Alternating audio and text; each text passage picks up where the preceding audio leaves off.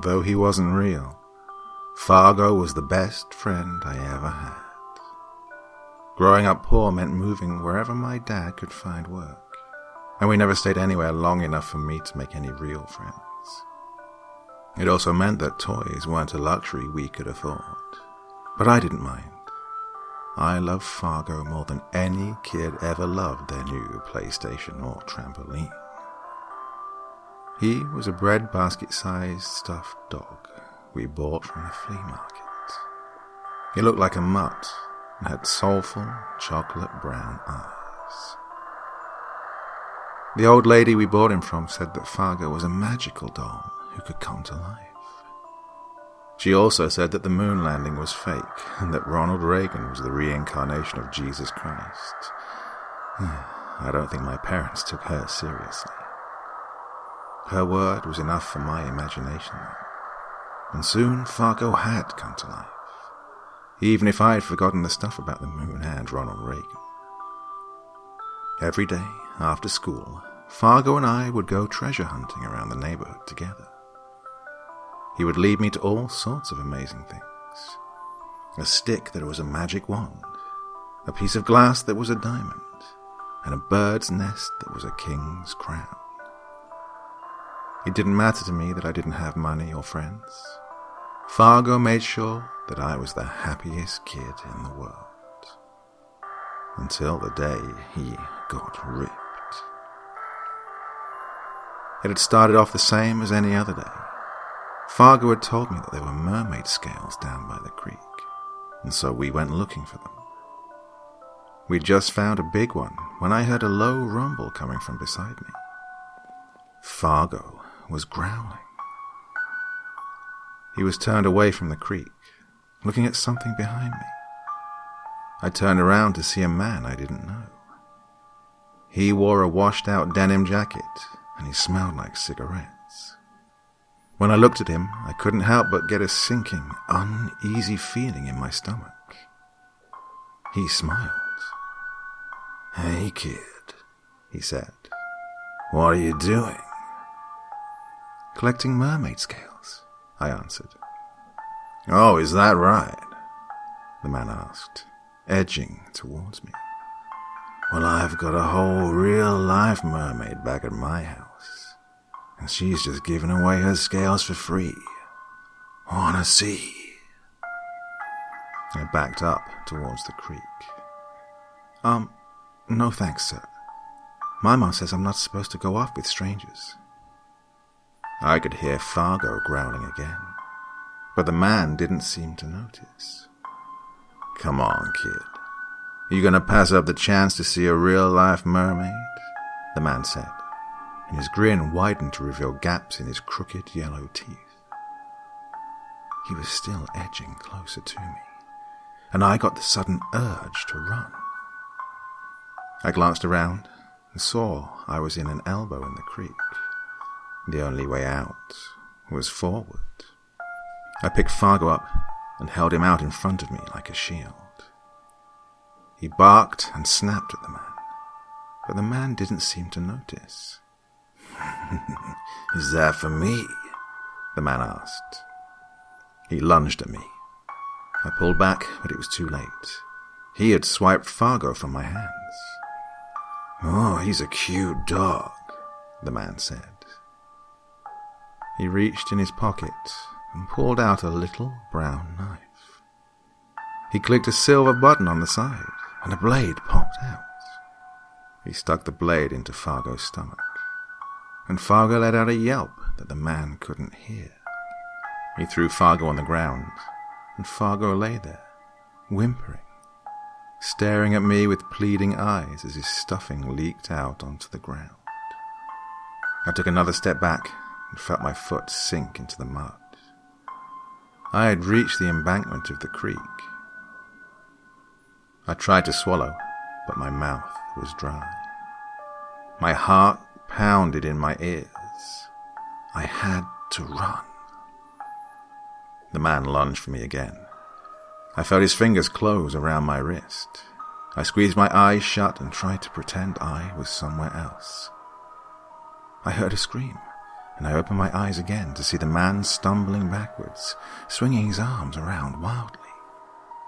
A stray dog was leaping at him, barking and snapping.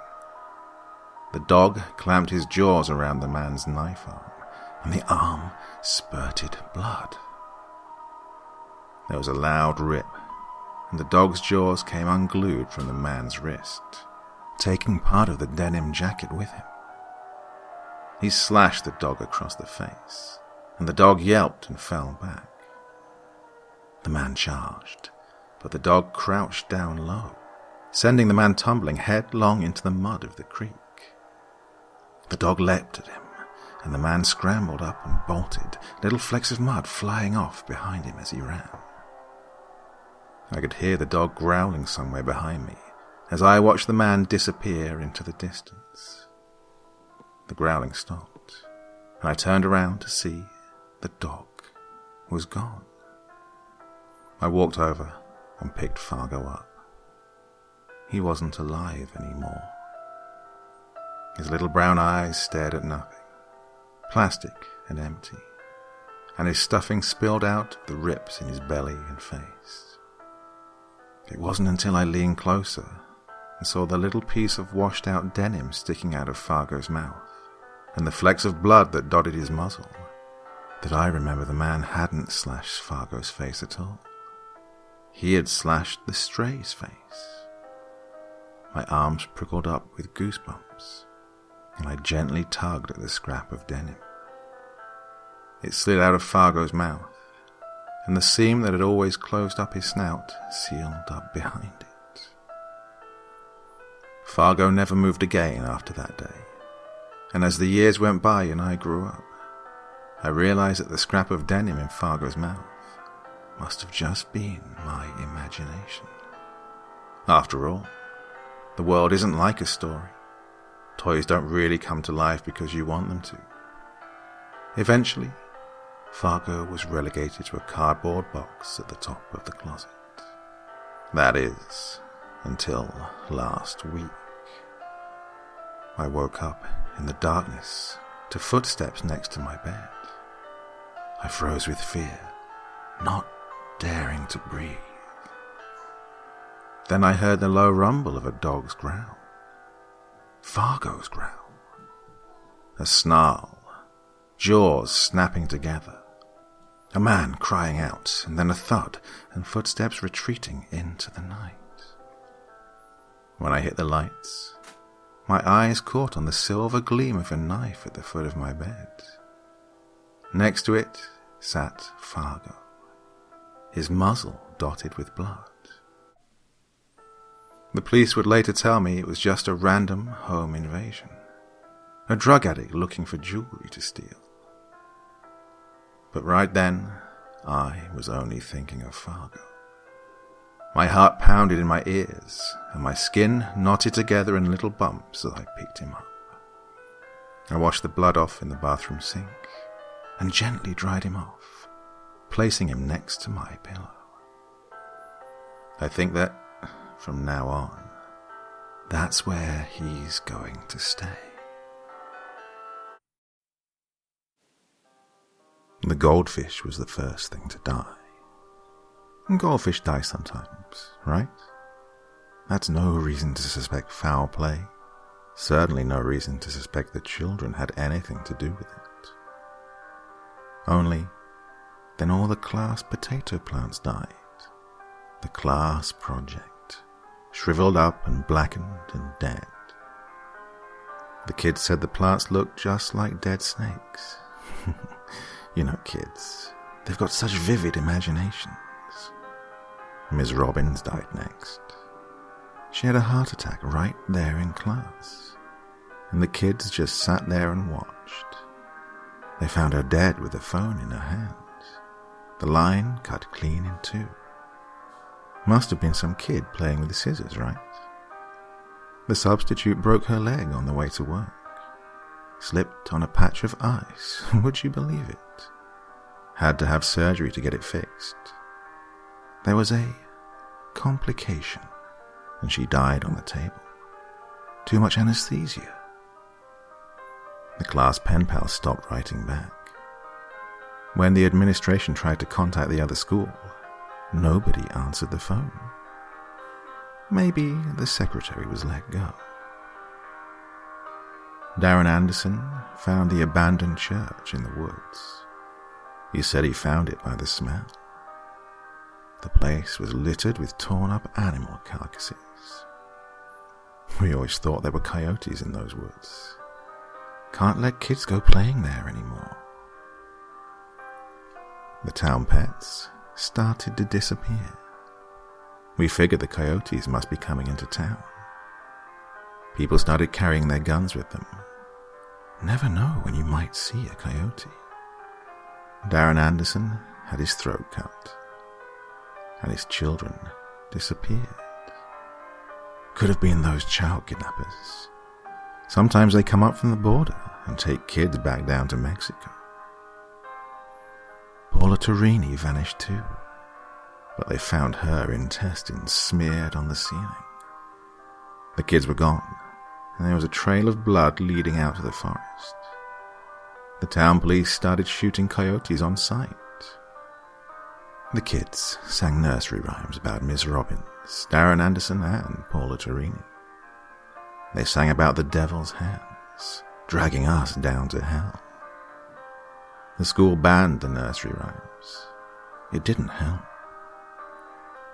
People barricaded themselves in their homes. The phone lines all went dead.